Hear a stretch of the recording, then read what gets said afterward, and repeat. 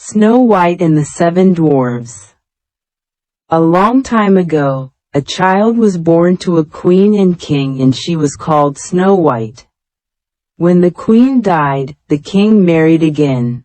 This new queen was wicked and hated Snow White.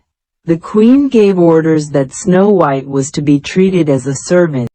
Snow White grew very beautiful, and one day a prince riding by saw her at work and fell in love with her. The queen was beautiful too, and every day she asked her magic mirror, "Who is the fairest in the land?" And the mirror always answered, "You are the fairest one of all." But one day the mirror answered Snow White was the fairest in the land, and in a rage the queen gave orders to one of her huntsmen to take Snow White into the woods and kill her. The huntsman had a kind heart and couldn't do the deed, so told her to run away. She fled into the woods where 7 little dwarves lived.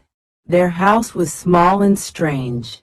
Snow White entered the little house and, finding it very untidy, started to clean up. Upstairs she found 7 little beds.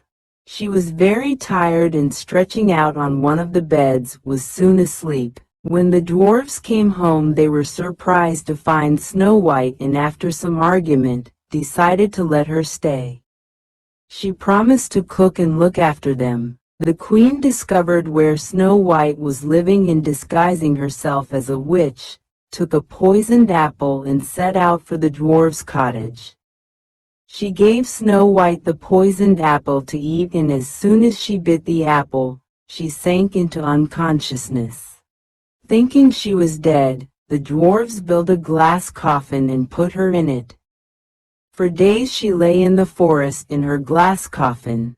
One day, the prince was riding through the forest looking for Snow White and found her. He leaned over and kissed her. She opened her eyes and sat up with a smile. Everyone was happy. The prince took Snow White to his palace, where they were married and lived happily ever after. Subscribe to get more videos.